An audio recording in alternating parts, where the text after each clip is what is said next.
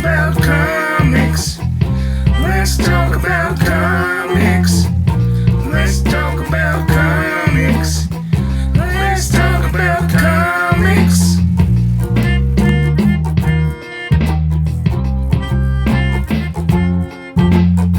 Hey friends, it's time for a second look, where I take a second look at a book that I've read previously, or maybe even reviewed previously, and look at it from a new perspective with new eyes. And so today, we're going back to the Punisher War Journal series from, I think, 2022, 2023, and this is Blitz. The War Journals, they were a series of one-shots that ran alongside with the last Frank Castle Punisher run. I believe the last time I covered Base, which I enjoyed, even though I really didn't enjoy the ending so much and how they wrapped everything up with Frank Castle. You can find that review on another second look episode on my channel, Punisher War Journal Base. But this is, unlike the other War Journals that I've read, this one coincides with what's going on currently in the main Punisher run, as opposed to a flashback. And it is action-packed and brutal. Just to set the stage, the cult of assassins known as the Handmaid, Frank Castle, an offer he couldn't refuse. Become their high slayer in exchange for the resurrection of his long-dead wife, Maria. Frank is just one in a long line of fabled fist of the beast. Frank now uses the hand's resources to battle criminals, warmongers, and violent offenders across the globe. And this book right here, if you like action in your comics, this one hits all the right notes.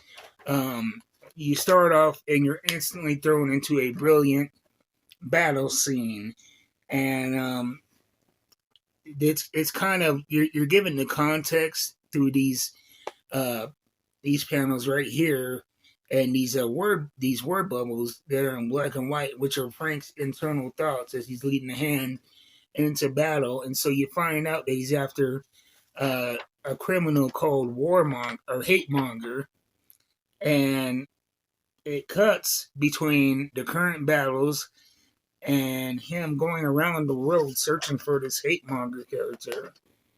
And then you cut to what's going on Hate Monger's side of the story and how he is preparing to fight Frank Castle. And then you get a third perspective, a flashback of 10 years earlier, of how they first came into contact in a battle-ravaged forest of Blizkivish. I don't know, somewhere Eastern European. But it cuts between those two without giving you the full entire context until you get to the last few pages. And while at first the violence and disregard for life that Frank enacts, it seems excessive until you get to the last few pages, and it shows you between what Hate Monger is doing now and what he did in the past. He is a monster worthy of the utmost brutality, and Frank does not hold back at all. It's a great book. Actually one of the highlights of that last Punisher run. Like I said, I wasn't a big fan of how they landed the story, but the War Journals, for the most part, I enjoyed. I may do another War Journal second look review, but this right here stood out to me on that last run, and giving it a second reading, definitely things I picked up on more. And in the context of what happened with the Frank Castle character, I really appreciated this variation from that story, so to speak. If you guys haven't checked it out, you could probably you can check your local bookstores. Midtown Comics, they're great with back issues, and you may be able to find it on Previews World, but don't hold me to that. If nothing else, you might be able to find the collected works on Amazon, but definitely check it out if you like Frank Castle This is part of his last hurrah, his last run. Frank Castle's swan song, if you will. He was recently, we had a period piece featuring him and Nick Fury from Vietnam.